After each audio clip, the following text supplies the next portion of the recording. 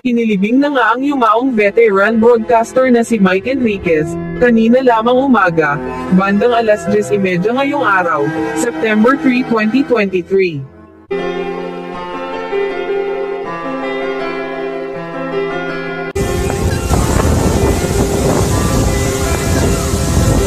Nagsimulang ihatid ng kanyang mga mahal sa buhay si Mike Enriquez, mula sa Christ the King Parish Church Green Meadows, papunta sa Loyola Memorial Park sa Marikina, kung saan ay itinakdang ilibing ang mga labi ni Mike Enriquez. Maraming tao umano ang naghatid sa namayapang si Mike, kabilang narito ang kanyang mga pamilya, kaanak, kaibigan, kasamahan sa trabaho, at maging ang ilang mga celebrities. Pakinggan po natin ang naging mensahe ni Jessica Soho sa yumaong broadcaster. Enjoy heaven. I'm sure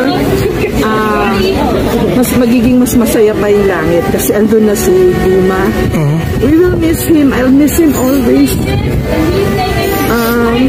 I think it's been my singular honor and privilege na nakatrabaho ko siya ng mahabang panahon. Marami kaming pinagsamahan.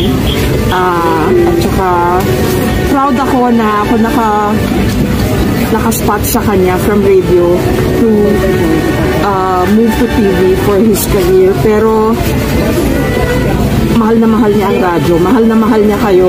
Kahit nakilala siya ng husto sa TV, he never forgot radio and he always championed radio as a medium. So, yun, proud ako na nakatrabaho ko siya at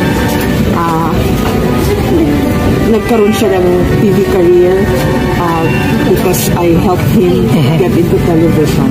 Maraming salamat po, Ma'am Jess. Panuurin po natin ang ilang mga tagpo sa paghatid sa huling hantungan ni Mike Enriquez.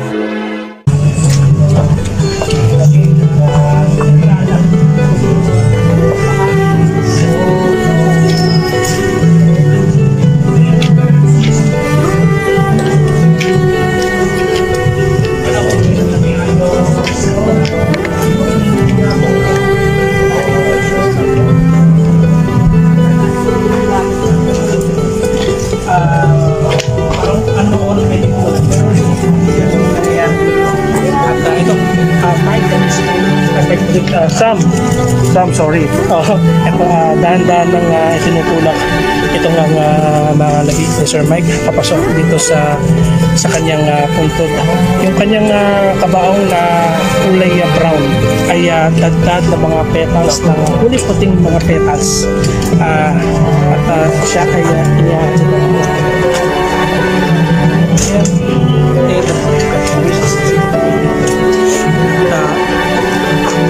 makikita mo yung lugar na pinagdaraanan dito, yung mga bulaklak na ibinigay, mga iniali sa kanya ng kanyang mga kaibigan ay inilipat dito. Kaya makikita mo mas kulit sa tagdag ng mga bulaklak itong bahagi itong bahagi na sa kanya dahil sa dami ng mga bulaklak na ibinigay sa kanya dito na ipinawesto. Kaya ito yung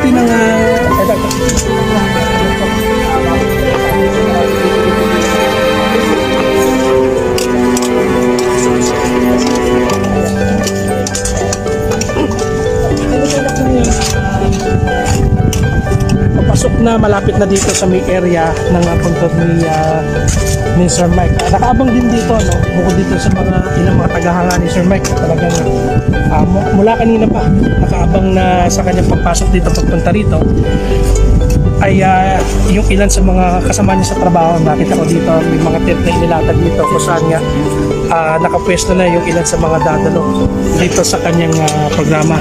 Ito, inalis na yung pinakagulong na siyang sumusuporta dito sa Kabangaw at personal na binuhat na itong ilan sa mga nakikita natin dito, yung kabaong, at inilalapit na dito sa may tent malapit sa mismong puntod ni Sir Mike.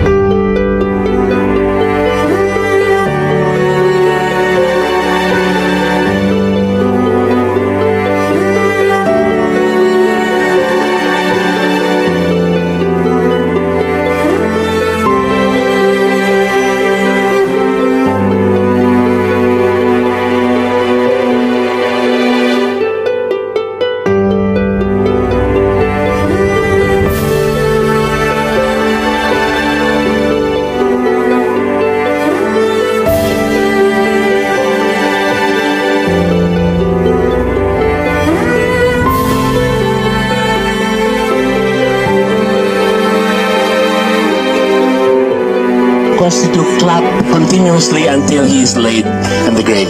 A round of applause for a life well done to our beloved Mike Enriquez. Continuously, tuloy-tuloy lang.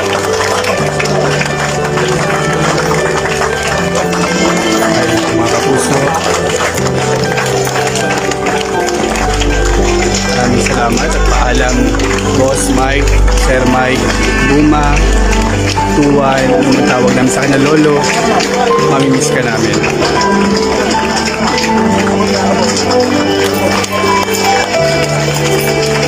At makikita niyo po mga kapuso dito ay nagpalakpakan po ang mga kapuso natin na nagpaglibing dito po sa Loyola Memorial Park. At kasabay ang paglalaga at soling hantungan ng ating kapuso sa Mike Enriquez ay nagbabadya naman na bumuhos ang ulan.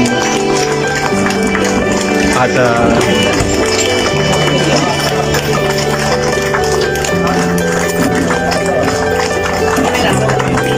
kasama natin si Ma'am Jessica Soho, Sir Olive Vidal, si Alice Soto, mga kaibigan at mga katrabaho na ating puso na si Mike Enriquez.